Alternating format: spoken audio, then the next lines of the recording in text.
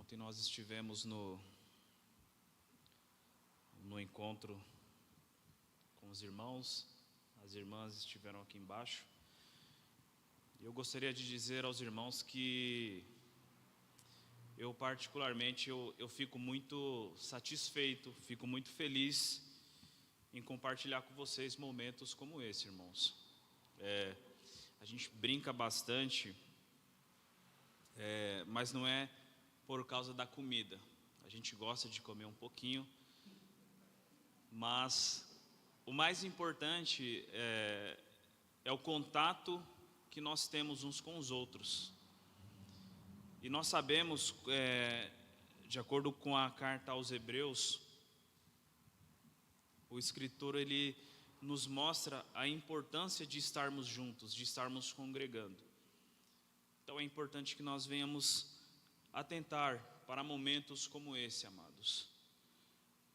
As bênçãos de Deus são derramadas sobre a sua igreja, e é importante que a sua igreja esteja reunida, para que as suas bênçãos se manifestem no meio do seu povo. Vamos ler o texto aqui, irmãos. Se encontra no capítulo 8, como mencionei, a partir do versículo 31. Do 31 até o 39, que diz assim a palavra do Senhor: Que diremos então à vista destas coisas? Se Deus é por nós, quem será contra nós? Aquele que não poupou o seu filho, mas por todos nos entregou, será que não dará graciosamente com ele todas as coisas?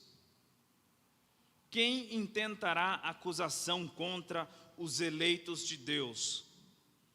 É Deus quem os justifica. Quem os condenará? É Cristo Jesus quem morreu, ou melhor, quem ressuscitou, o qual está à direita de Deus e também intercede por nós. Quem nos separará do amor de Cristo? Será a tribulação, ou a angústia, ou a perseguição, ou a fome, ou a nudez, ou o perigo, ou a espada? Como está escrito: por amor de ti, somos entregues à morte continuamente, fomos considerados como ovelhas para o matadouro. Em todas essas coisas, porém, somos mais do que vencedores por meio daquele que nos amou. Porque eu estou bem certo de que nem a morte, nem a vida, nem os anjos, nem os principados, nem as coisas do presente, nem do porvir, nem os poderes, nem a altura, nem a profundidade, nem qualquer outra criatura poderá nos separar do amor de Deus que está em Cristo Jesus, nosso Senhor. Até aqui, irmãos, eu gostaria de intitular essa mensagem como Cristo Jesus, a mais perfeita manifestação de Deus. E o meu objetivo, irmãos, essa manhã seria tratar dois pontos. O primeiro ponto seria o amor de Deus e os seus desdobramentos. E um segundo ponto seria a nossa resposta ao amor de Deus e aos seus desdobramentos. Nós podemos observar, amados, que o ministério do apóstolo Paulo, ele pode ser considerado sim o mais notório ministério dentre todos os apóstolos. Todos os apóstolos foram usados por Deus. Todos tiveram um grande papel no crescimento, na propagação do Evangelho. Mas quando nós olhamos para as Escrituras Sagradas, nós vamos ver que os feitos de Paulo são considerados de suma importância até os dias de hoje para toda a igreja. A carta aos Romanos, amados, ela pode ser considerada como um tratado teológico. Quando nós olhamos para essa carta, nós temos o desenvolvimento do plano da salvação. E nós podemos olhar para a carta aos Romanos e ter a convicção de que a justificação, ela somente ocorre por meio da fé. O texto que nós fizemos a leitura, ele pode nos trazer pelo menos 3 verdades. E dentro desse primeiro ponto, a qual eu falei que seria o amor de Deus e os seus desdobramentos, nós vamos encontrar o primeiro ponto, que é o seguinte: não existe nada mais importante, mais sublime do que o amor de Deus. Nós vivemos em uma sociedade onde o conceito de amor, ele geralmente é distorcido. Nós vemos em filmes, novelas, seriados, normalmente o amor tem sido ligado a questões de adultério, a questões de relacionamentos afetivos. E quando nós olhamos para a palavra de Deus, nós vamos encontrar nas raízes do texto original base para isso. Mas o ponto que nós vamos tratar aqui essa manhã, não se trata do amor entre o homem e uma mulher, não se trata do amor de um homem para um amigo, mas nós vamos falar a respeito do amor de Deus. O amor é o mais importante de todos os sentimentos. A quantidade de amor que sentimos por algo ou alguém determinará qual será o nosso relacionamento com eles. O amor de Deus é incondicional e altruísta. Uma vez que o seu Filho morre por pecadores egoístas como nós, podemos tentar mensurar a quantidade desse amor de Deus. Então, amados, nós costumamos quantificar coisas por meio de medidas. Eu trabalho com eletricidade, sou um eletricista, e existem as grandezas físicas onde nós medimos. Então, eu tenho um aparelho que se chama multímetro, e nesse aparelho a gente consegue mensurar as grandezas, como tensão, corrente, frequência. E aí nós colocamos esse aparelho em determinadas escalas. Eu coloco o multímetro na tomada lá, as pontas de prova, eu consigo ver se a tensão que tem naquela tomada é 110 ou 220 volts ou 380 volts, dependendo do caso. Mas quando nós falamos de sentimentos, o sentimento não é algo que nós conseguimos medir com algum aparelho.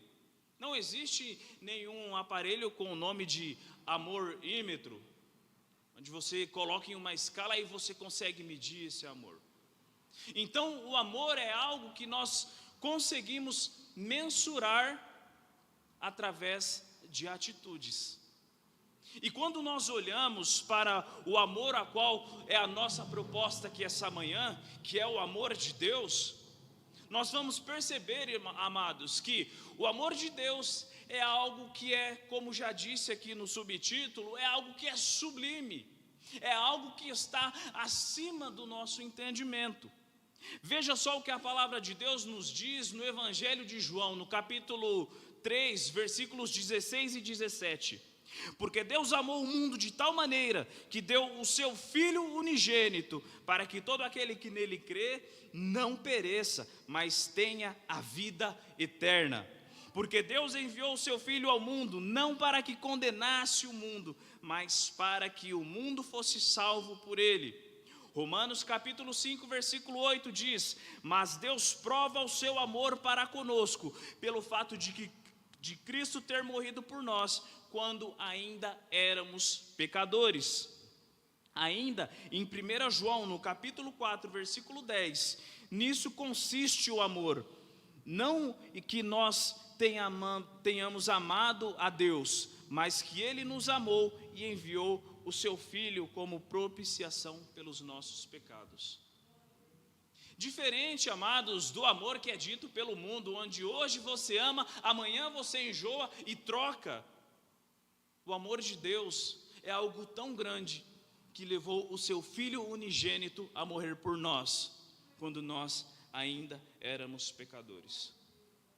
Se nós olharmos, amados, para as nossas vidas e formos sinceros conosco, nós vamos reconhecer que dentro de nós existem pecados, existem pensamentos que até nós nos envergonhamos, que não até lícito dizer uns aos outros. Mas essa é a condição do ser humano. O ser humano, ele foi corrompido pelo pecado que Adão cometeu lá no início. Mas mesmo assim, Deus olhou para mim, olhou para você e enviou o seu Filho para que ele morresse por nossos pecados e a nossa dívida fosse paga. Este é o verdadeiro significado do amor, irmãos. O amor verdadeiro pode até ser o amor de um pai, de uma mãe para com seu filho, mas não se compara com o amor de Deus. O meu objetivo aqui não é depreciar os irmãos, porque eu me coloco na mesma condição. Mas a grande verdade, amados, é que nós não somos merecedores desse amor, porque continuamente nós fazemos coisas que não agradam ao Senhor. Você hoje pode estar há 20, 30 anos, 10, 5 na presença de Deus e ter abandonado uma vida de pecado, mas isso não te tornou perfeito ainda. Isso ainda te colocaria em más lençóis diante de Deus. E mesmo assim, Ele nos amou. E a prova desse amor, amados, não é que nós temos uma saúde plena, uma saúde financeira plena. Não é essa a prova do amor de Deus. Eu recebi um vídeo por esses dias e essas coisas nos aborrecem, amado, porque você vê isso em igrejas. O pregador pega o microfone e diz: existe uma prova de que Deus não está com você, e a prova de que Ele não está com você é que você não tem dinheiro. A prova do amor de Deus para com a minha e com a sua vida é de que Cristo morreu por nós, quando nós ainda éramos pecadores. Um segundo ponto, amados, é que o amor de Deus, ele não nos impede de passar por privações. Nós vamos encontrar isso nos versículos 35 e 36. O versículo 35 começa com uma pergunta retórica: quem nos separará do amor de Cristo? Mas a minha questão é nos levar a uma reflexão de que sermos amados por Deus não nos impede de passar por qualquer tipo de sofrimento nessa vida. Eu poderia fazer uma pergunta aqui e perguntar aos amados: quem aqui está 100% satisfeito com a vida que tem hoje?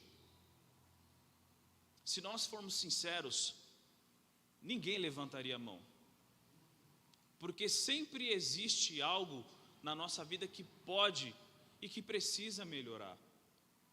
E isso, se nós compararmos a vida de um com o outro, sempre haverá escalas maiores ou menores.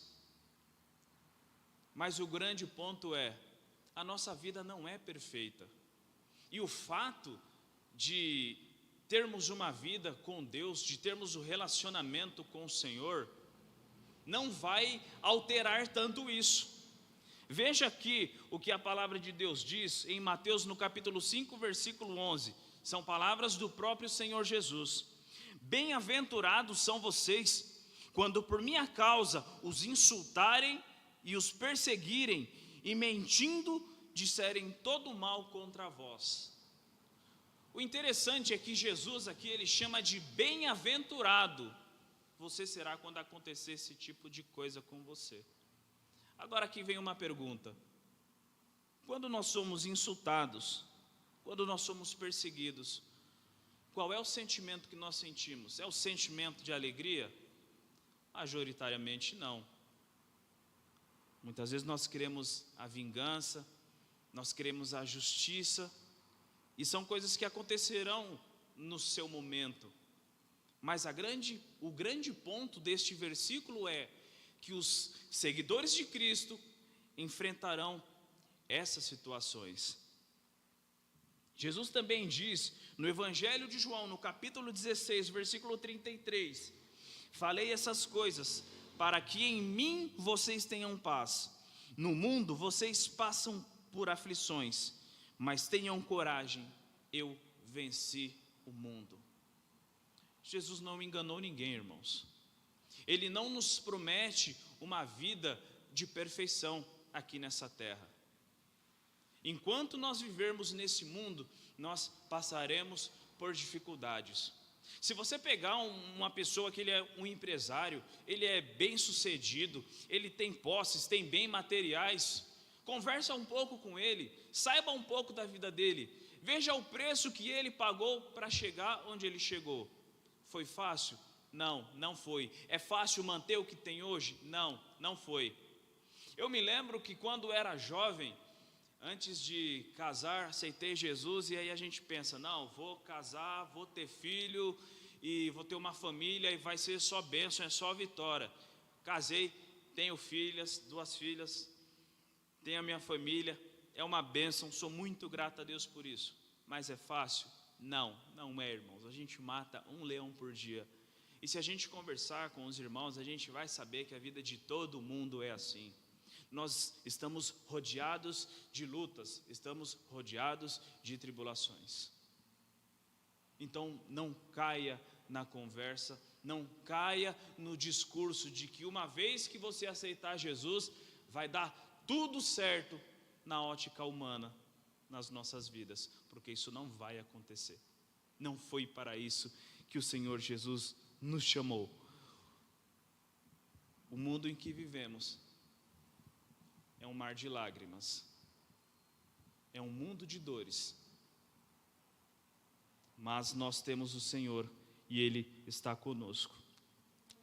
Um terceiro ponto, irmãos, é que Paulo ele vem declarar que mesmo em meio às privações, eu não vou entrar aqui em cada ponto que Paulo diz, nos versículos 35 e 36, mas ele diz que mesmo em meio a essas privações, nós somos mais do que vencedores, e isso é muito importante. O objetivo central dele é mostrar que mesmo em meio a essas adversidades do nosso cotidiano,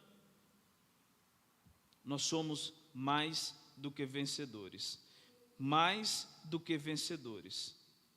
É comum em nossos dias sermos bombardeados por mensagens enganadoras por todos os lados, e essas mensagens, ela tem por objetivo nos afastar de Deus. Quem aqui nunca se sentiu abandonado por conta de uma tribulação, por conta de um momento difícil, ou por alguma coisa que você tanto desejou e essa coisa não aconteceu?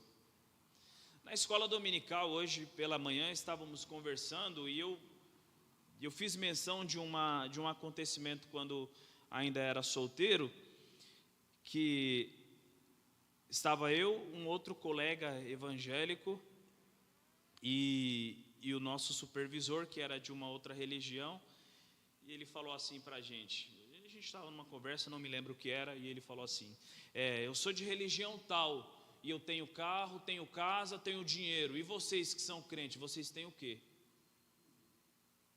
Para muita gente, irmãos, isso é o fundo do poço. Uma enfermidade, ou um relacionamento que chegou ao fim, alguma situação adversa. É natural que em nossos corações surja um sentimento de tristeza, e por que não até de nos sentirmos abandonados por Deus. Mas o apóstolo Paulo, ele é categórico em dizer, e guarde isso, amados, que mesmo que você passe por qualquer tipo de tribulação, se você está em Cristo, você é mais do que vencedor. O meu intuito aqui não é jogar confete, mas é dizer o que a palavra de Deus nos diz. Irmãos, mas eu estou com uma enfermidade há tantos anos e eu peço para Deus me curar, eu peço para Ele tirar isso de mim e Ele não me cura. Você é mais do que vencedor. Irmãos, mas eu estou com esse problema, eu estou lutando, eu estou buscando, tenho pedido a Deus em oração, até já jejuei e o Senhor ainda não resolveu. Mas a Bíblia diz que se você está em Cristo Jesus, você é mais do que vencedor. Conhece mais de uma pessoa que tem rejeitado Jesus pessoas que já partiram tendo rejeitado Jesus. Um dos primeiros textos que eu li aqui, que está em João no capítulo 3, o versículo 17, diz que Jesus ele não veio para condenar o mundo, mas ele veio para salvar. Olha o que ele diz aqui no versículo 19: a condenação é essa: a luz veio ao mundo, mas os homens amaram mais as trevas do que a luz, porque as suas obras eram más. João vai dizer no capítulo 1, versículo 11: veio para o que era seu, e os seus não o receberam. E isso é muito triste, irmãos, porque o primeiro ponto que eu falei são onde as pessoas trocam Jesus por prazeres momentâneos. Pode ser por uma balada, pode ser por dinheiro, pode ser por uma vida intensa aqui nessa terra, e a pessoa vai e rejeita Jesus por conta disso.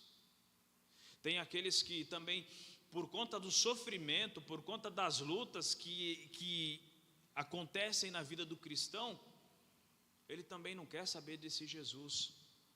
Existem aqueles também que olham para o cenário religioso atual, olham quantos escândalos estão acontecendo em nome da igreja, e aí por conta disso eles rejeitam a Jesus. Mas essa é a pior decisão que o ser humano pode tomar. Porque se por um lado Jesus é a solução para os nossos problemas, a rejeição a Jesus, ela é o fim eterno para quem o rejeitá-lo. O segundo ponto é entender a nossa condição diante de Deus e receber a Jesus como nosso Salvador. Eu costumo usar como ilustração,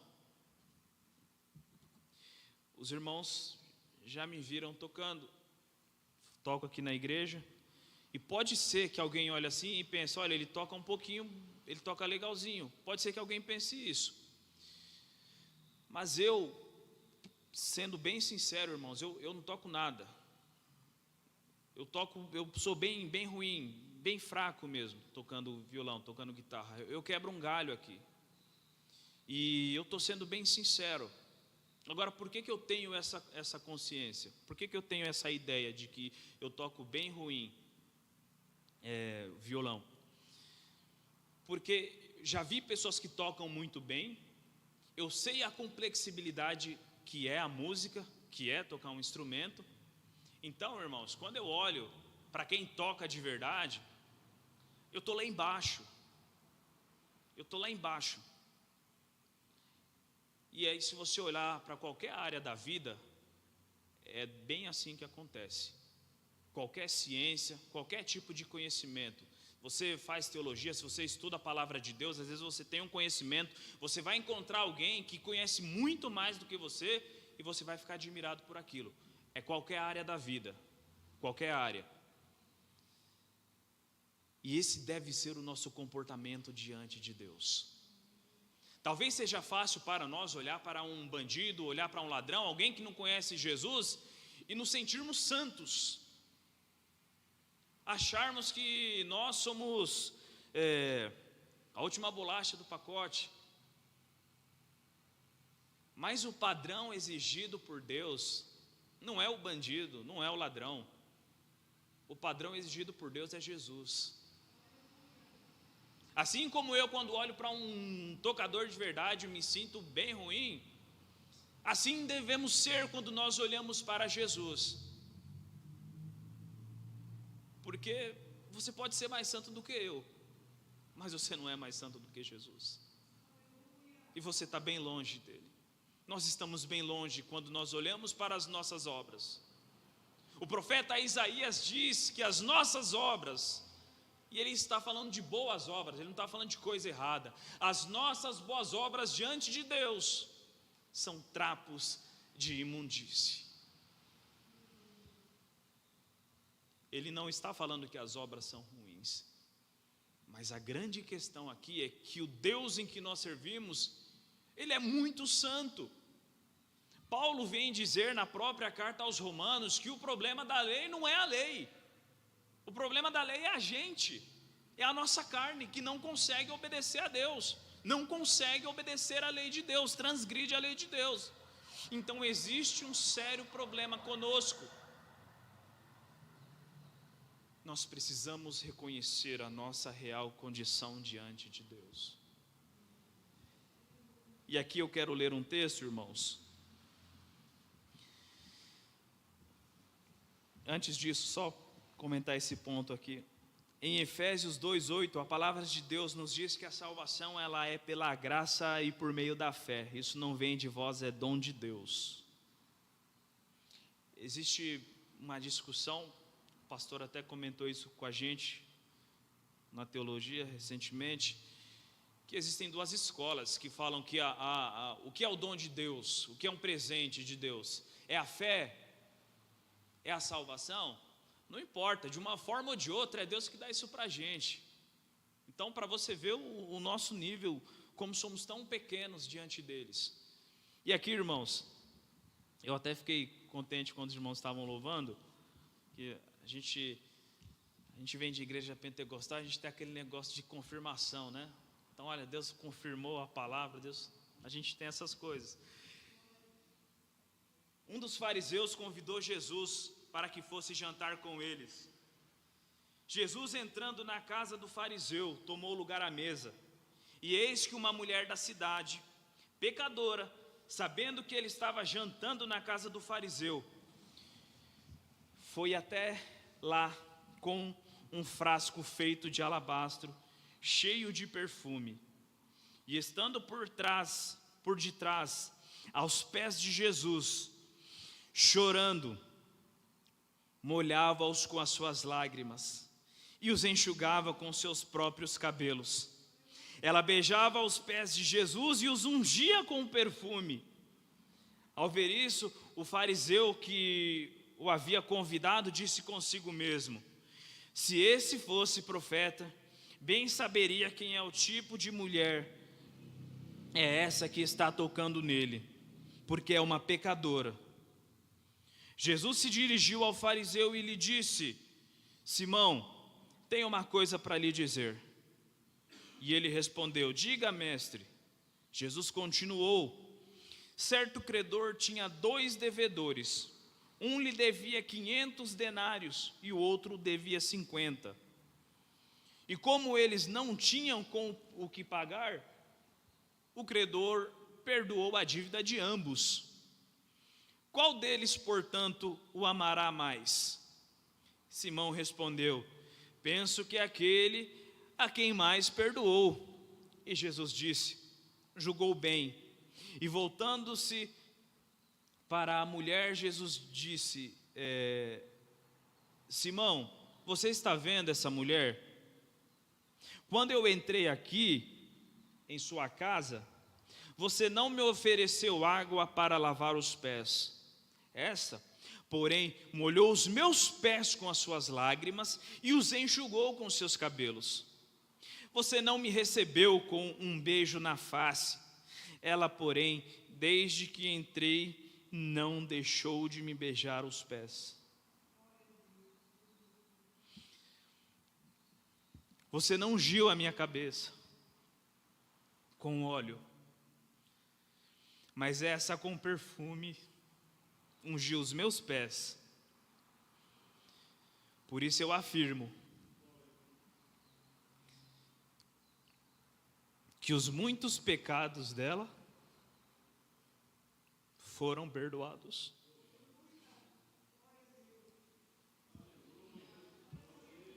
Porque ela muito amou. Mas aquele a quem pouco se perdoa, pouco ama. Então Jesus disse àquela mulher: os seus pecados estão perdoados. Os seus pecados estão perdoados.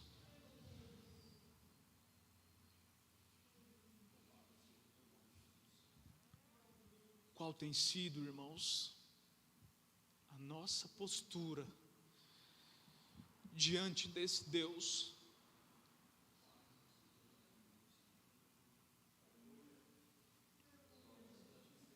Vejam a postura dessa mulher. O texto diz que ela era uma pecadora. Talvez o fariseu poderia estar em um patamar moral elevado em relação àquela mulher. Mas a grande questão aqui é que diante de Jesus, diante da perfeita manifestação do amor de Deus, não existe um que deva tomar uma atitude diferente da atitude desta mulher. Qual tem sido a nossa atitude? Quantas vezes nós estamos presos, amados, em tantas coisas desta vida? Quantas vezes as preocupações têm tomado o tempo e o lugar de Deus em nossas vidas? Sendo que uma vez que fomos resgatados por esse amor, fomos limpos por esse amor, o nosso papel agora é espalhar esse amor para aqueles que se encontram perdidos.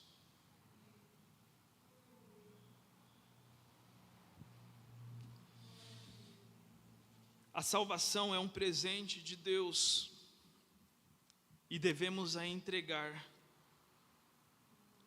a esse. Pois como está escrito em Apocalipse, eu ouvi uma voz forte que vinha do trono e dizia: eis o tabernáculo de Deus com os seres humanos.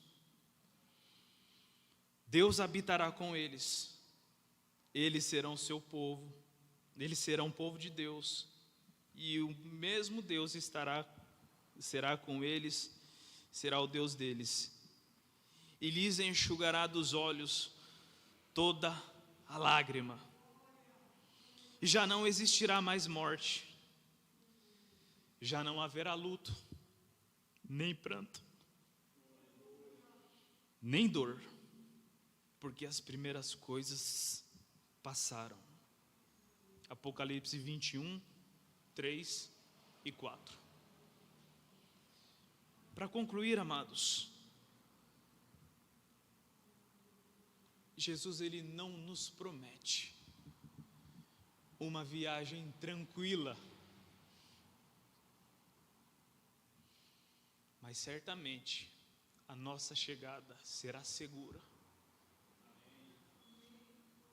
porque o preço pelas nossas vidas foi um preço muito alto, e nós não podemos rejeitar, nós não podemos desprezar e vivermos de qualquer maneira, porque muito sangue foi derramado para que essa mensagem chegasse até aqui.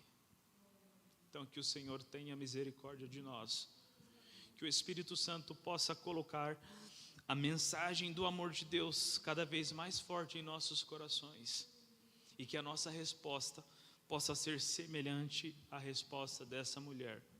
Que Deus abençoe a todos.